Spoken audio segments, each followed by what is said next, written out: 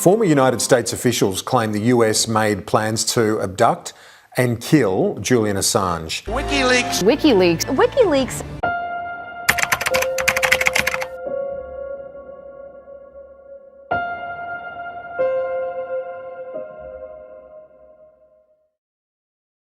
Sapevi che la CIA stava tramando per assassinare Julian Assange nel 2017?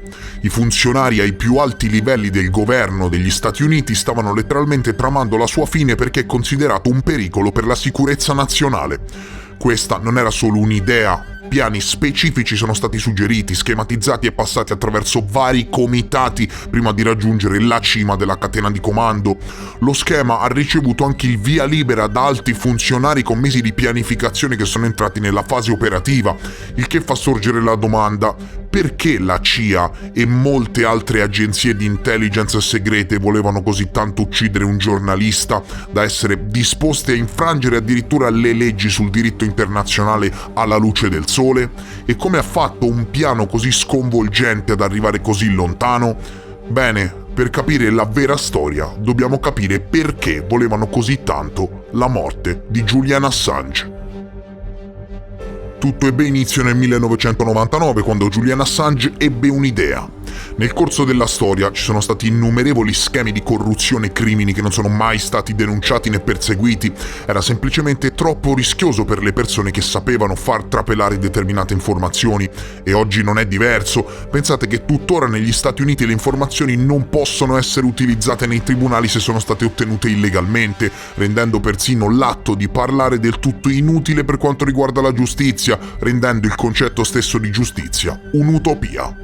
Questo status quo esiste per proteggere chi è al potere, il che significa che era improbabile che si assistesse ad un vero e proprio cambiamento istituzionale.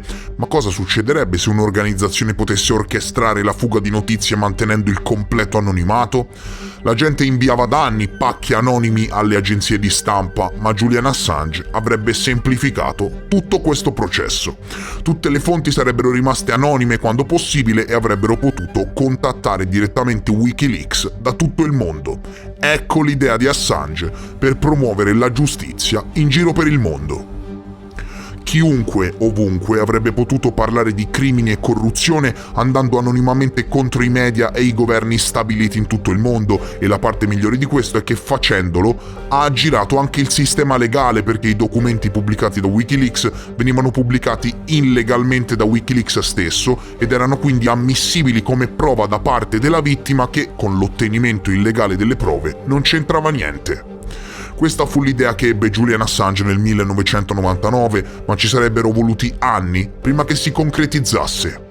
Nel 2006 finalmente era tutto pronto. Assange aveva lavorato con amici in Islanda per lanciare i siti, rendendoli pubblici in tutto il mondo. All'inizio il sito non ricevette molta attenzione, ma tutto questo sarebbe cambiato molto presto.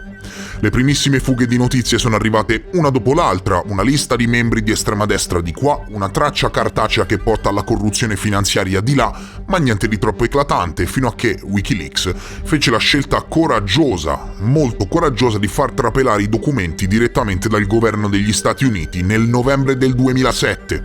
Ed ecco che da quel momento in poi divenne pericoloso. Capito? Perché in questo mondo se dici la verità sei pericoloso. Assange e WikiLeaks pubblicarono un documento intitolato Procedure operative standard, che sì, suona noioso fino a quando non guardi da dove proviene. Proveniva infatti da Guantanamo Bay, la famigerata prigione oscura che è stata al centro della cronaca per molti anni dopo che trapelarono le accuse più disparate, isolamento e altri metodi di tortura. WikiLeaks aveva quasi confermato i peggiori timori e incubi della gente su Guantanamo, facendo trapelare documenti super segreti e un manuale che includeva dettagli su come mantenere i nuovi prigionieri in isolamento per 2 settimane per ammorbidirli, insieme ad un ampio sistema per decidere a quali prigionieri fosse consentita l'assistenza medica di base e a quali no. E questa fuga di notizie ha dato inizio ad una lunga e prolungata caccia governativa a Julian Assange che, ahimè, continua ancora oggi. Assange era il prestanome dietro ai siti e a quel punto il governo degli Stati Uniti aveva il principale nemico da perseguire. La prospettiva di Wikileaks era terrificante, un fiume di informazioni segrete legate alla corruzione delle persone, legate alle più alte posizioni di potere in tutto il mondo, banche, aziende, istituti finanziari, governi, settore privato, forze armate, eccetera.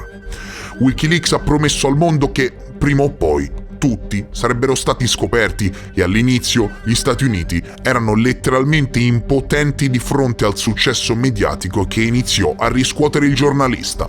Avrebbero potuto facilmente perseguire i veri informatori usando la legge sullo spionaggio, ma peccato che Assange manteneva l'anonimato degli informatori e lo stesso Assange era protetto dalle leggi internazionali. Tuttavia, molte persone all'interno del governo volevano vendicarsi. Persone come Hillary Clinton volevano Assange dietro le sbarre, visto che l'ha letteralmente ridotta in poltiglia pubblicando decine di migliaia di email hackerate quando era segretario di Stato, portando a galla le peggio cose. Lo volevano a pezzi. Nulla sembrava fermare Assange, però, che avrebbe continuato a pubblicare sempre più fughe di notizie e 2 anni dopo Wikileaks arrivò a pubblicare quasi 600.000 messaggi inviati da funzionari statunitensi durante l'11 settembre, esponendo come l'evento sia stato utilizzato per raccogliere sostegno per la guerra al terrorismo. Tuttavia, questo non è stato sufficiente per influenzare i membri del governo e la gente si preoccupava ancora del primo emendamento e prendersi cura di Assange avrebbe richiesto di infrangere troppe regole legali. La stabilità in merito alla posizione di Assange ha retto fino a quando arrivò a superare in punta di piedi il confine tra giornalista e dissidente, rendendo il suo arresto una pista scivolosa per i media controllati dallo Stato. Ma gli Stati Uniti in fin dei conti se la stavano rendendo facile, c'erano troppi oscuri segreti trapelati. Nel 2010 Wikileaks ha pubblicato ulteriori informazioni sulla guerra in Iraq, incluso un video che mostrava un elicottero statunitense che abbatteva dei civili e un giornalista. Visto che, si permettono tanto di criticare gli altri e fare i paladini della giustizia che esportano la democrazia in giro per il mondo, capito? Assange è in un carcere di massima sicurezza perché ha pubblicato i crimini di guerra commessi dagli Stati Uniti. L'indignazione mondiale è stata veramente incredibile in questi anni e sono qui a fare questo video perché sono dell'opinione che al posto delle solite buffonate che vengono pubblicate in Italia dovremmo dare più spazio a questo personaggio, più visibilità. Con Wikileaks gli Stati Uniti toccarono il fondo per quanto riguarda il consenso pubblico e la situazione peggiorò ulteriormente quando pubblicarono migliaia di pagine di documenti che denunciavano la guerra al terrorismo degli Stati Uniti. L'ultima goccia è arrivata quando Wikileaks ha sostenuto Edward Snowden, aiutandolo a fuggire dalle autorità statunitensi in Russia e persino facendo rimanere delle persone fidate con lui per mesi dopo il suo arrivo nel paese, e il solo fatto di essere stato associato a Snowden ha messo Wikileaks sul radar degli Stati Uniti. Se poi ci aggiungiamo le massicce fughe di notizie, otteniamo una ricetta perfetta per una salatissima vendetta da parte dell'agenzia di intelligence più spietata di sempre, la CIA. Fino a quel momento il governo Obama non aveva prestato molta attenzione a Wikileaks, trattando le fughe di notizie come problemi separati, ma dopo Snowden tutto cambiò. Era stagione di caccia su Wikileaks e il governo ha concesso all'FBI e alla CIA l'accesso illimitato a mandati e citazioni in giudizio per qualsiasi cosa relativa ai siti web. Pensate che hanno creato un file su Wikileaks e Assange basato su conversazioni con reti di spionaggio e la CIA istituì addirittura un team separato chiamato Team Wikileaks che aveva il compito di cercare e trovare prove di collegamenti tra Wikileaks e potenze straniere ostili agli Stati Uniti, così da incastrarlo definitivamente. Esisteva un vero e proprio gruppo di lavoro all'interno della CIA che si occupava solo di Wikileaks. Sono state fatte persino pressioni per ridefinire Assange come broker estero di informazioni piuttosto che come giornalista, ma il governo Obama non aveva ancora intenzione di violare la libertà di stampa. Tuttavia, la pressione stava aumentando. Ogni nuova perdita portava all'imbarazzo del governo e tutto questo ha fatto sì che ci fossero maggiori pressioni per incastrare Wikileaks.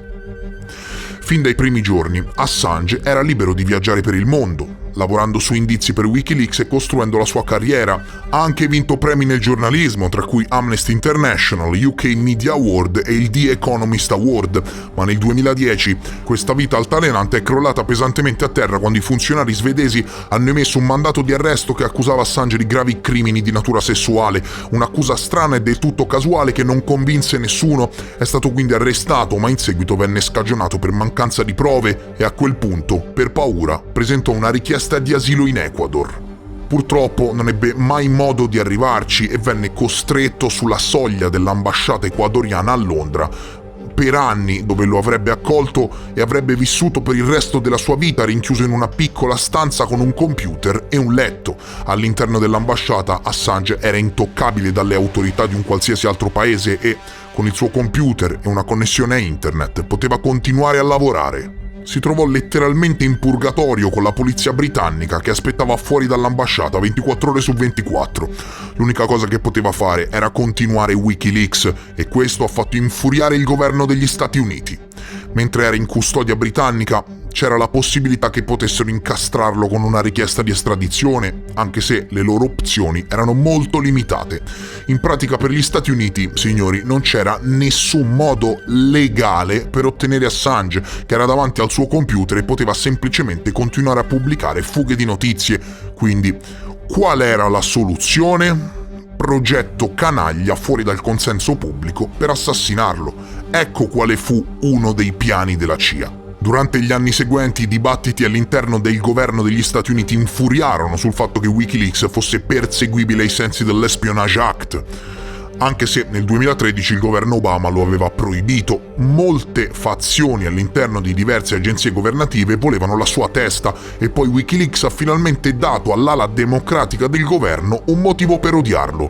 Wikileaks infatti finì di mettersi contro l'intero governo americano quando ha pubblicato messaggi trapelati che coinvolgevano i democratici stessi in un piano, in un complotto per ostacolare la candidatura di Bernie Sanders. L'intelligence statunitense ha deciso che la fuga di notizie proveniva da un hacker russo, ovvio, no? Quindi ottenere Assange, ma guardate che caso, era considerato a quel punto un problema bipartisan di sicurezza nazionale e la pressione per fare qualcosa per lui non faceva che aumentare. Dopo che Trump vinse la presidenza, in parte grazie a questa fuga di notizie e a Wikileaks che distrusse letteralmente il suo avversario Hillary Clinton, ci si aspettava che Trump ci andasse piano con Assange. In campagna elettorale ha anche detto di adorare Wikileaks. Io amo Wikileaks, disse, ma una volta in carica Trump non fece altro che ignorare la vicenda dicendo di non saperne niente, che non era una cosa sua. Questa è stata tutta una mossa politica, ovviamente. Il resto del governo di Trump odiava Wikileaks e Assange, quindi ha dovuto prendere per forza di cose le distanze. Inoltre stava per insediare Mike Pompeo come nuovo direttore della CIA e nessuno odiava Assange più di lui, cosa che divenne evidente all'inizio del 2017 quando lo stesso Mike Pompeo prese posizione a Washington per tenere il suo primo discorso da direttore della CIA. Invece di parlare del futuro come dei piani per la CIA in generale, si è concentrato su Wikileaks. Wikileaks cammina come un servizio di intelligence ostile contro gli Stati Uniti, disse, e parla come un servizio di intelligence nemico spesso incoraggiato da attori statali come la Russia. Siamo sempre lì, no? A creare finti fantocci russi per accusare Assange. Ma perché gli Stati Uniti e la CIA si sono spostati così rapidamente dalla loro precedente decisione di considerare Assange come un giornalista? Bene, Wikileaks aveva pubblicato la fuga di notizie più imbarazzante fino ad oggi mai fatta trapelare al mondo. All'inizio del 2017 ha pubblicato un tesoro di documenti e codici chiamato 7Vault. Di questo, signori, non ne ho mai parlato. Il 7Vault è stato prelevato direttamente dai database più sicuri e top secret della CIA. Secondo Wikileaks, il cavo, questo 7Vault, conteneva virus, malware, trojan, armi, sistemi di controllo remoto e documentazione associata. Questo è stato motivo di imbarazzo internazionale per la CIA, che ha visto la loro specifica unità di hacking essere hackerata. E fu così che iniziò la fase 2, ossia l'inizio del processo per il rapimento di Assange. Per la CIA, Assange è diventato una priorità assoluta. Gli aggiornamenti su Wikileaks venivano regolarmente inviati a Trump a questo punto della storia e i funzionari dell'intelligence chiedevano spesso di avere la possibilità di assassinarlo, e tutto questo è stato incoraggiato e incitato da Mike Pompeo, che parla ancora oggi di Wikileaks e Assange ad ogni occasione possibile. La crescente pressione per ridefinire Wikileaks alla fine ha funzionato per la CIA così come per il governo, dopo che l'amministrazione Trump ha soddisfatto le loro richieste. In una conversazione con gli agenti della CIA dopo un discorso su Wikileaks, la CIA stessa ha dato l'ordine di trovare una soluzione e, secondo quanto riferito, hanno detto che nessuna azione sarebbe stata vietata, e questo era esattamente quello che avrebbero fatto. Entro la metà del 2017 la CIA stava avendo successo nella sua corsa all'intelligence su Wikileaks. Avevano costruito ritratti sostanziali dei suoi membri e stavano lavorando su possibili piani d'attacco. Sono state suggerite misure come il sabotaggio dei server web, l'inserimento di informazioni false per causare divisioni o perfino il furto dei loro computer, ma a causa della grandissima sicurezza generale di Wikileaks, tutti questi piani della CIA sono stati buttati nel cestino. Invece la CIA ha iniziato a lavorare su di una mossa molto più insidiosa, pericolosa e, in definitiva, simbolica, ossia il rapimento o l'assassinio di Julian Assange. Former United States officials claim the US made plans to abduct and kill Julian Assange. WikiLeaks. Ovviamente sarebbe stato difficile. Assange era rintanato nell'ambasciata ecuadoriana a Londra come lo era stato per anni, quindi per arrivare a lui hanno dovuto violare la sovranità di 3 paesi contemporaneamente. Ora, Assange era un cittadino australiano, l'ambasciata era a Londra, ma tecnicamente era suolo ecuadoriano. Tuttavia, l'ossessione dichiarata di Pompeo, del direttore della CIA dell'epoca, ha vinto e la CIA ha iniziato a elaborare i propri piani. In primo luogo, l'idea del rapimento di Assange era al vertice delle riunioni di governo. Un ex agente ha detto che un possibile piano era quello addirittura di irrompere nell'ambasciata, trascinare fuori Assange e portarlo dove volevano. Oppure potevano semplicemente consegnarlo alle autorità britanniche che volevano Assange fuori da lì e che probabilmente sarebbero state inviate negli Stati Uniti una volta finito il lavoro. Ma queste idee sono state respinte come ridicole. Anche gli inglesi erano coinvolti in trattative con la CIA, non permettevano agli agenti di entrare, ma la CIA voleva andare oltre e così la fase 3 stava per iniziare: l'assassinio. Yahoo News, che ha guidato le conversazioni effettive e programmate fatte dalla CIA, ha parlato dell'incontro a metà del 2017 tra il presidente e alti funzionari.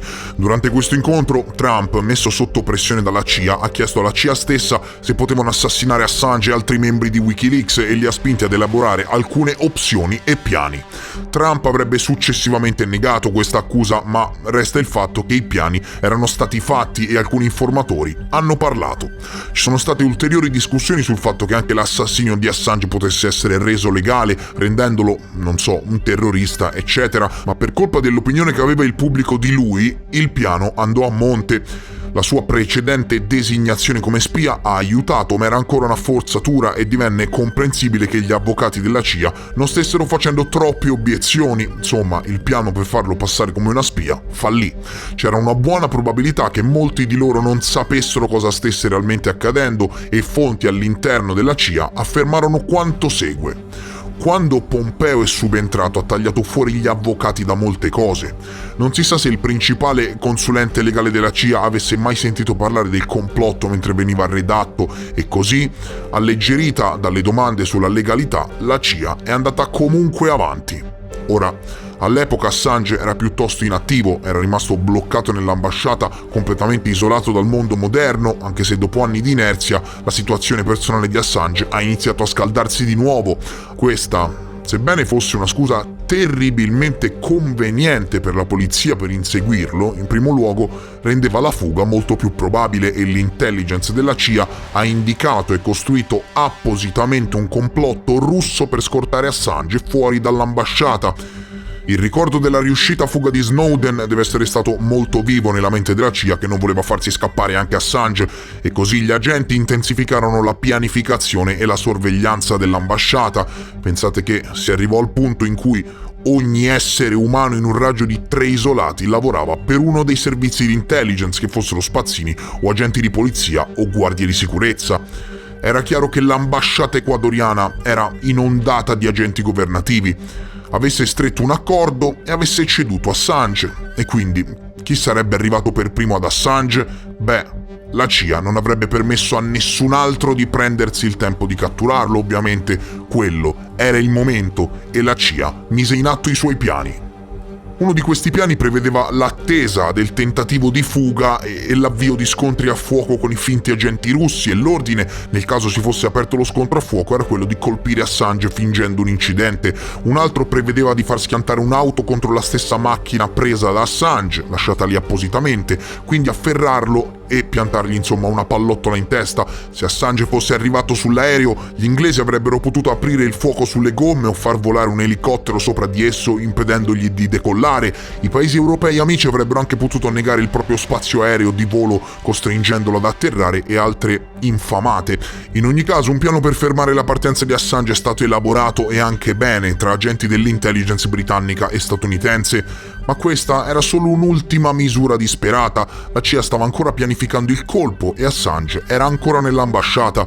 I membri di Wikileaks hanno anche stretto un accordo per trattenere le peggio informazioni che avevano da 7Vault, promettendo di rilasciarle solo in caso di una delle morti premature di Assange, e avevano un'ottima ragione per essere paranoici. Fu così che alla fine dei giochi Wikileaks tenne in scacco matto la vita di Assange. Se Assange muore in determinate circostanze, Wikileaks pubblica delle notizie sconvolgenti sul governo americano presenti nel 7Vault. In caso contrario, promettono di trattenerle. Ecco come Wikileaks tenne in scacco matto la CIA. Si venne a sapere che la CIA aveva un uomo all'interno dell'ambasciata ecuadoriana che stava fornendo loro tutte le informazioni sulla vita quotidiana di Assange. Sono stati anche scogitati piani per avvelenare lo stesso Assange, forse usando proprio quest'uomo. I rappresentanti legali di altri rami del governo, compreso l'ufficio del presidente, avevano sentito parlare del complotto, e ci furono alcuni membri di buon cuore all'interno del governo che si adoperarono per fermare alcuni rami della CIA. Alla fine l'hanno rinchiuso, riducendolo ad un vegetale con ogni sorta di problema psicologico che può derivare da un carcere di massima sicurezza, e tuttora nessuno si è preoccupato delle violazioni diplomatiche che mise in piedi la CIA per arrestare Assange. Sono state del tutto ignorate le conseguenze diplomatiche dell'irruzione in un'ambasciata straniera su suolo straniero per uccidere o rapire un cittadino altrettanto straniero. Criminali denunciati da una persona onesta che perseguitano legalmente la persona onesta. Il rapporto del governo ecuadoriano con Assange è peggiorato solo quando Assange ha rilasciato informazioni dannose sul coinvolgimento del presidente ecuadoriano in uno scandalo di corruzione. Ok, non è stata una mossa molto furba, però è successo. L'Ecuador ha accusato Assange di essere incredibilmente ostile e sgradevole, citando problemi con la sua salute mentale, e così iniziarono a limitare le sue visite esterne e il suo accesso a internet. I funzionari delle Nazioni Unite che in seguito hanno esaminato Assange affermarono che mostrava segni di prolungate torture psicologiche, e poi, alla fine, nell'aprile del 2019, l'Ecuador lo ha finalmente rinnegato, lasciando che la polizia britannica e la CIA lo arrestassero e lo trascinassero via di peso. Oggi Assange sta ancora facendo appello all'estradizione negli Stati Uniti, con il suo caso che procede lentamente attraverso più tribunali. Ora gli Stati Uniti non hanno ancora vinto, ma sono molto vicini. Presto Assange verrà espulso da un giorno all'altro se i tribunali del Regno Unito lo decideranno. Tutto questo dimostra che alla fine, cari signori, non si è mai trattato di fermare Wikileaks. A nessuno importava veramente di Wikileaks, si trattava solo di vendetta, di una mera vendetta per aver messo in imbarazzo e in ridicolo agli occhi del mondo l'intelligence degli Stati Uniti. Assange era semplicemente un capro espiatorio, una figura che avrebbe denunciato la corruzione devastante e gli orribili crimini dell'elite. E chissà cos'altro avrebbe fatto trapelare negli ultimi 2 anni, no? E anche se la CIA ha cospirato per ucciderlo, lo possiamo tranquillamente dire a distanza di anni, gli Stati Uniti potrebbero avere nuovamente Assange nelle loro grinfie se il governo britannico concede l'estradizione. Il motivo della vendetta non è ancora cambiato. La mossa unica della CIA è quella di creare un precedente storico. Vogliono dare l'esempio per tutti i futuri informatori che avranno intenzione di mettersi contro ai demoni onnipotenti. Il futuro sembra cupo sia per la giustizia sia per la libertà di stampa. Parliamo di persone che sono state in grado di trascinare un giornalista innocente attraverso anni di inferno e torture psicologiche solo per essersi associato a loro inviando un messaggio di giustizia e di libertà molto chiaro. Ci saranno altri Assange, quello che avete fatto ormai è stato esposto e anche se avete il potere esecutivo non avrete mai il potere sulla verità e sulla giustizia. E citando Anonymous, noi non perdoniamo, noi non dimentichiamo. E se pensi che questo argomento meriti più visibilità, lascia adesso un like. Io vi abbraccio forte, grazie per essere stati con me e noi ci vediamo presto, molto presto, nel prossimo episodio. Adieu!